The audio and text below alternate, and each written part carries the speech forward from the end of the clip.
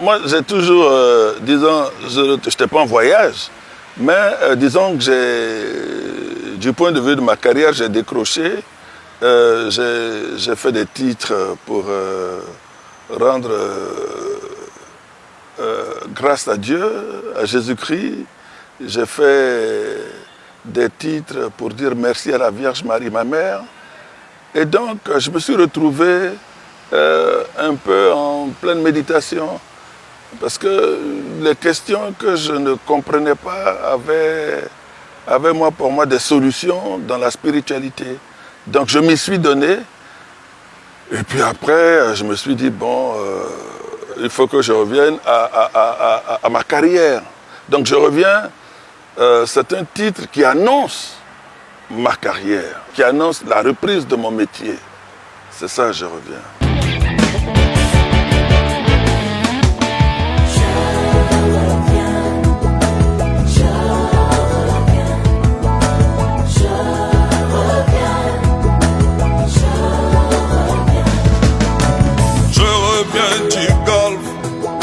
Chanter l'amour et pour crier ma liberté, courant les pieds nus à la recherche des miens et ouvrant les bras pour embrasser les autres. Je reviens. Moi, on m'appelait pour me dire, ah, mais quitte là-bas, c'est des tueurs et tout.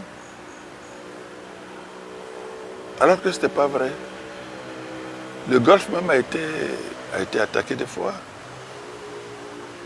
Mais c'était des... Ils avaient fabriqué leurs propres idées comme ils en fabriquent tous les jours. Alors, et donc, je suis sorti du Golfe, je reviens du Golfe, mais pour chanter l'amour, pour chanter la paix. Je viens du Golfe, je ressors du Golfe, les bras chargés d'amour. Et donc, je dis, je cherche les miens. Parce que quand on sort du Golfe, on apprend tellement de nouvelles, donc on court quelquefois les pieds nus pour savoir est-ce que Gabriel est là, est-ce que Henriette est là, est-ce que Jean est là. Et donc, mais à côté de ceux-là, il y a ceux qui viennent à ta rencontre. Ils viennent à ta rencontre parce que de toute façon, vous êtes du même pays. Et eux, là, on ouvre les bras pour les embrasser. C'est le rassemblement, c'est l'idée que nous avons de la Côte d'Ivoire quand nous sortons du Golfe. C'est une Côte d'Ivoire rassemblée, c'est une Côte d'Ivoire du rassemblement, c'est une Côte d'Ivoire qui appelle les uns les autres à être ensemble. Pour nous déjà, quand nous sortons du Golfe, les 3000 morts, c'est passé. C'est qu'est-ce que nous faisons ensemble maintenant. Et c'est ça qui est important. Je veux dire que ça peut être une indication. C'est une indication. Mais quand vous jugez, quand vous regardez, quand j'ai dit restons à l'écoute du peuple, ça veut dire quoi? Ça veut dire que nous tous, partout où nous sommes, que ce soit en Afrique du Sud, que ce soit en Angola, que ce soit en France, que ce soit ailleurs, mais restons à l'écoute du peuple. Ça veut dire que le peuple a des aspirations. Nous-mêmes faisons partie du peuple, donc on doit s'écouter entre nous pour savoir où on va. Quand je dis, par exemple, il n'y a pas que l'argent qui compte. Mais il n'y a pas que l'argent qui compte à la fin. Je dis, parce que les gens, ils viennent, ils veulent être président, ils veulent être directeur, ils veulent ceci. Mais parce que dans leur esprit, tout est cuit, il faut qu'ils viennent chercher l'argent. Ce n'est pas juste. Et je me lève, je m'insurge comme ça aussi. Je reviens, je reviens. Oui, c'est vrai, ça n'était pas facile. Mais nous n'avions jamais douté de notre victoire. C'est pourquoi tout ce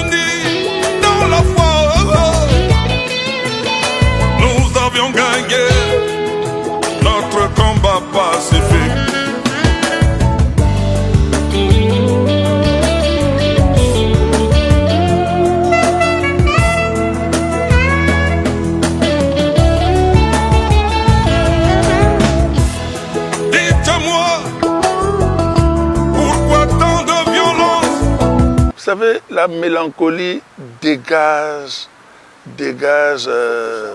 une charge émotionnelle mais qui est terrible. Et la mélancolie ne peut que se transcrire ou bien se retranscrire dans des choses. Alors, quand vous voyez l'histoire de nos parents déportés dans les Amériques ou ailleurs, vous savez, le blues est né de ça. C'est-à-dire que c'est l'expression c'est l'expression d'un mal-être.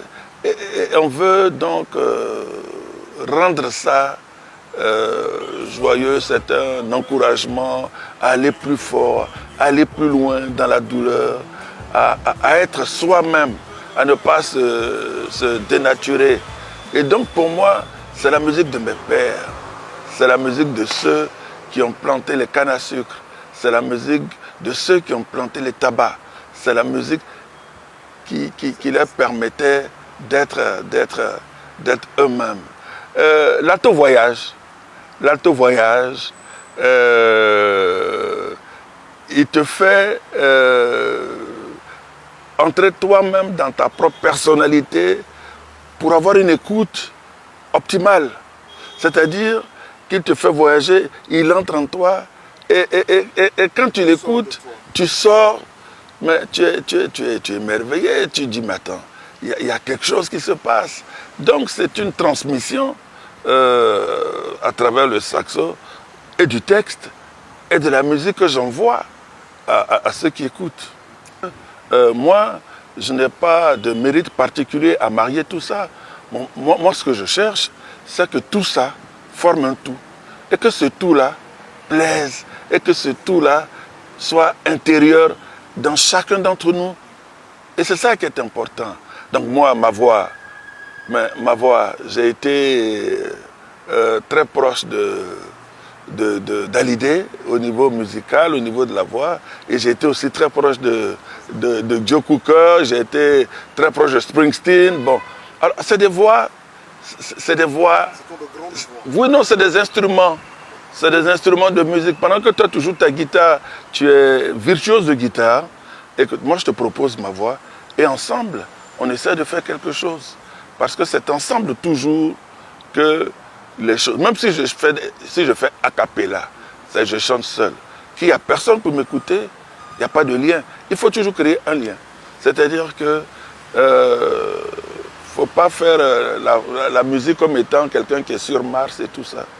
Non, pour moi, la musique, c'est un assemblage, c'est des liens concrets, et c'est ça qui est bon pour la convivialité. Réconcilions-nous sans haine et sans peur. Réconcilions-nous.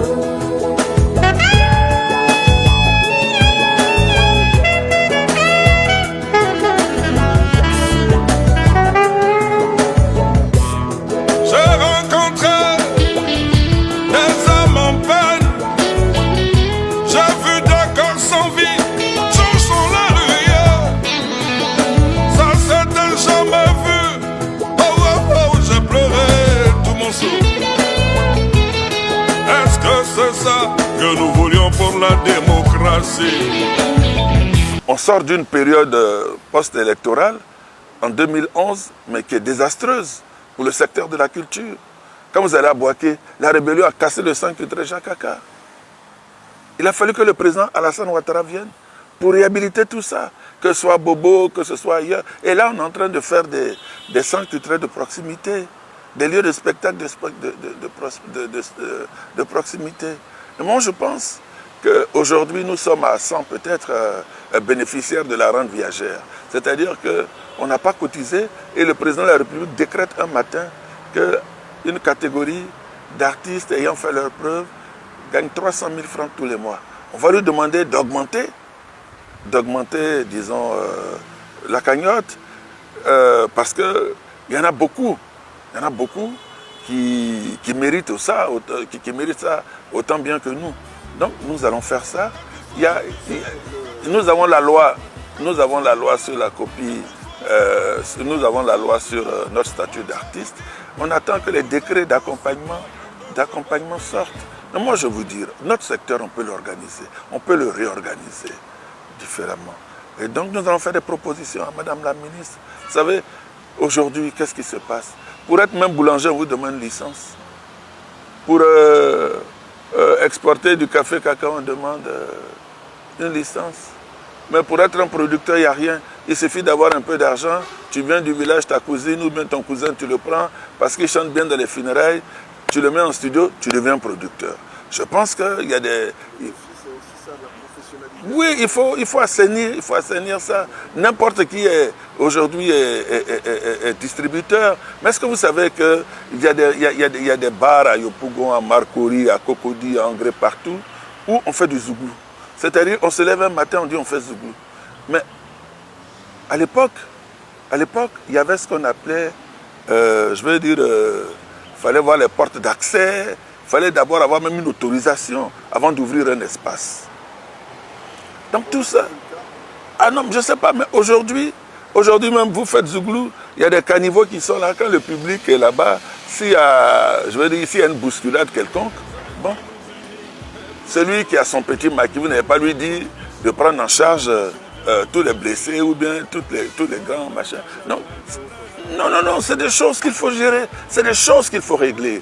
Moi je pense, ça c'est mon avis personnel, le président doit se pencher sur la professionnalisation. Et pour nous les artistes, ce serait une bonne chose que l'État lui-même, là on est en train de restructurer le Burida, parce qu'on estime que c'est une grosse maison, c'est une grosse machine qui peut faire, si elle est bien structurée, si elle est bien suivie, qui peut faire vivre les artistes, ceux qui travaillent en tout cas.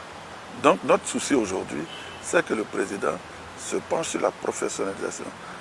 Pour faire un spectacle en Côte d'Ivoire, si moi je fais venir Maître Jim, c'est un cas comme ça que je prends, il faut que j'ai 2 artistes ou 3. Si lui il a 5 millions, 10 millions, nos artistes de Côte d'Ivoire, il faut qu'on leur dise, bon écoutez les gars, on peut vous donner 500 000 chacun par exemple. On est fatigué de se contenter de bouteilles de bière ou de bouteilles de vin. Ça n'a plus de sens. Bon donc, il faut avoir une qualité pour être organisateur de spectacle. Il faut avoir une qualité pour être promoteur. Il faut avoir une qualité pour avoir un bistrot, pour organiser des spectacles. C'est important de le faire. Moi je vous dis, le pouvoir, il est doux, il est bon, mais il brûle quand il est mal accompagné. Soyons solidaires dans le malheur, mais jamais dans le mal. Soyons à l'écoute des aspirations du peuple.